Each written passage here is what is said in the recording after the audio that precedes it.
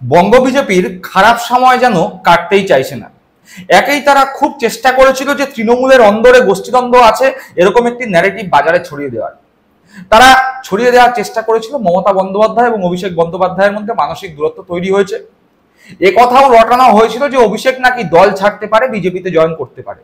কিন্তু দেখা গেল গতকাল তৃণমূল কংগ্রেসের মিটিংয়ে অভিষেক বন্দ্যোপাধ্যায় স্পষ্ট পরিষ্কারভাবে হুঙ্কার দিয়ে বললেন যে আমি অভিষেক বন্দ্যোপাধ্যায়, আমার গলা কেটে দিলেও সেই কাটা গলা থেকে মমতা ব্যানার্জি জিন্দাবাদ কথাটি বেরোবে।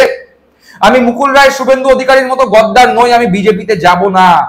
এই দল আমার, আমি এই দলে থেকে গদ্দারদের চিহ্নিতকরণের কাজ করেছিলাম।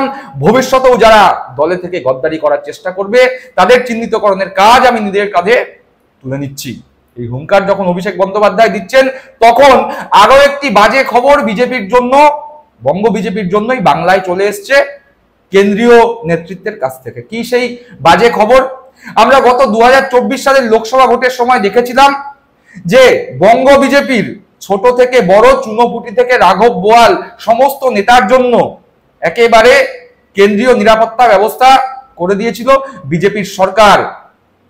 কেন্দ্রীয় বাহিনীর যে সমস্ত জওয়ানরা আছে তাদের বিজেপির নেতাদের সুরক্ষা দেওয়ার জন্য পাঠানো হয়েছিল।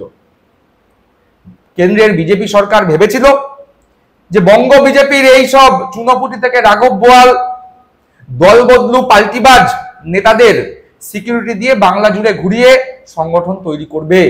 কিন্তু তারা দেখতে পেল সংগঠন তৈরি তো দূরস্থ, বরং গত 1 বছরে বাংলার বিভিন্ন প্রান্তে বিজেপি কর্মীরা, যারা বিজেপি দলটা করে, তারা সংঘবদ্ধ তো হতেই পারেনি, উল্টে বেড়েছে গোষ্ঠীদ্বন্দ্ব। মন্ডল সভাপতি থেকে জেলা সভাপতি সমস্ত নির্বাচনে চলেছে টাকার খেলা। কে নেতা হব আর কে মঞ্চে গিয়ে বসবো, এই নিয়ে বঙ্গ বিজেপির দুই লবির মধ্যে লড়াই আকছে।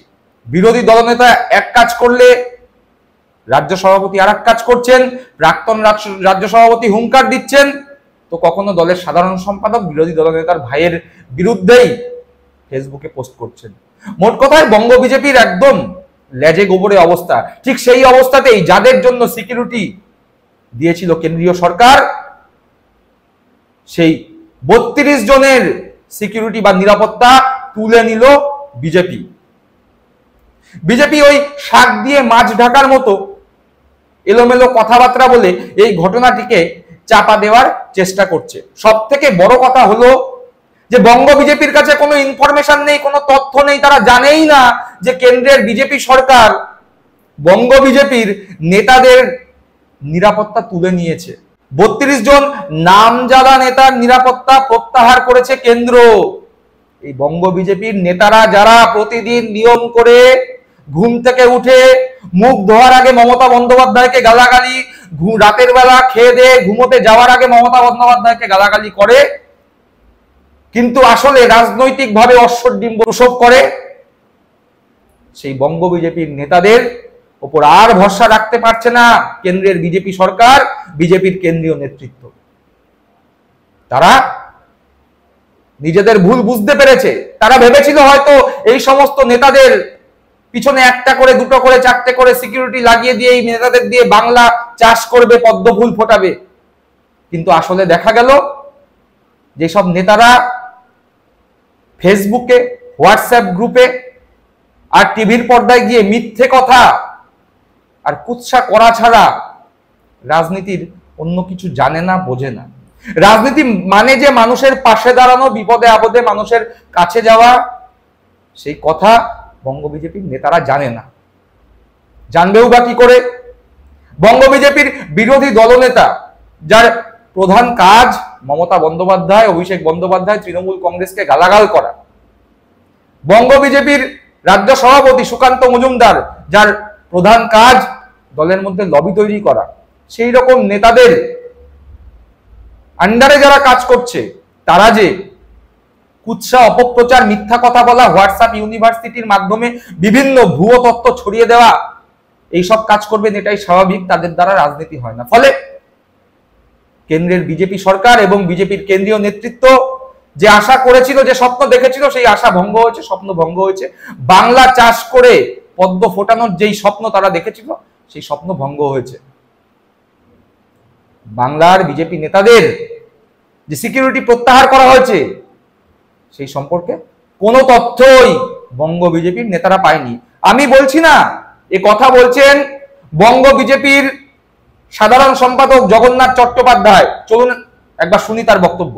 স্বরাষ্ট্র মন্ত্রকের বিচারে টাইম টু টাইম রেগুলার ইন্টারভ্যালে যে রিভিউ হয়, সেই রিভিউতে কারো থ্রেট পারসেপশন বাড়ে, কারো থ্রেট পারসেপশন কমে, কাউকে নিরাপত্তা বাড়াতে হয়, কারো নিরাপত্তা কমাতে হয়।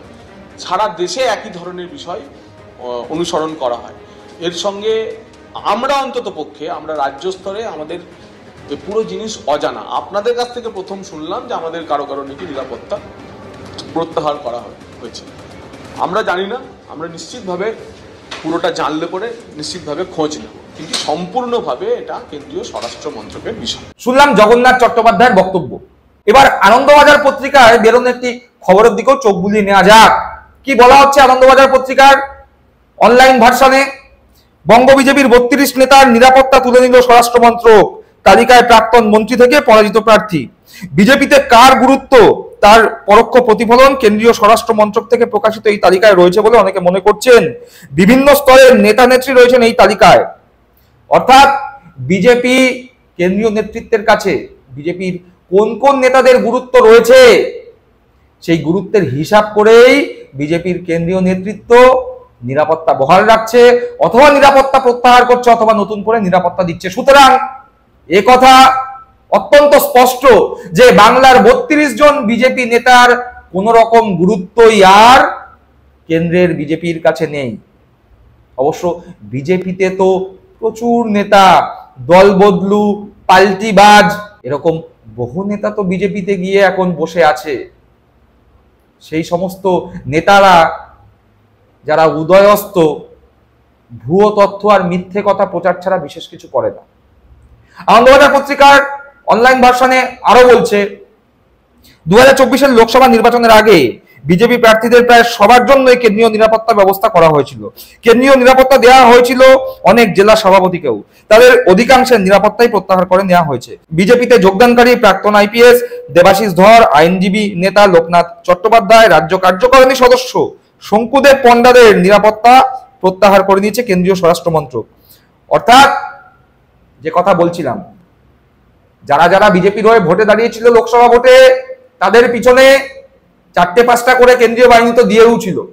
শুধু তাতেই থেমে থাকেনি বিজেপির বিভিন্ন সাংগঠনিক জেলার সভাপতি থেকে শুরু করে পাল্টিবাজ শঙ্কুদের মতো বহু 5 পয়সা 10 পয়সার নেতাদের পিছনেও 1টা করে 2টো করে সেন্ট্রাল বাহিনী লাগিয়ে দিয়েছিল বিজেপির কেন্দ্রীয় নেতৃত্ব। সিকিউরিটি, সুরক্ষা বিজেপির বোধোদয় হয়েছে। বিজেপি বুঝতে পেরেছে, আলবাত বুঝতে পেরেছে যে কাদের গুরুত্ব আছে, কাদের গুরুত্ব নেই। এবং বিজেপি এই কারণে বাংলা থেকে 32 জন বিজেপি নেতার নিরাপত্তা প্রত্যাহার করেছে।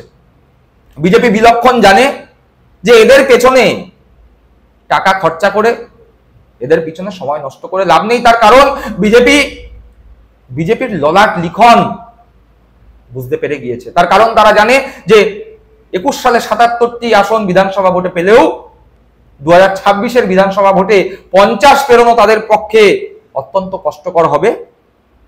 2024-এ হয়ে যাওয়া লোকসভা ভোট থেকে শুরু করে তার পরবর্তী সময়ে উপনির্বাচনগুলো সেদিকেই দিক নির্দেশ করছে।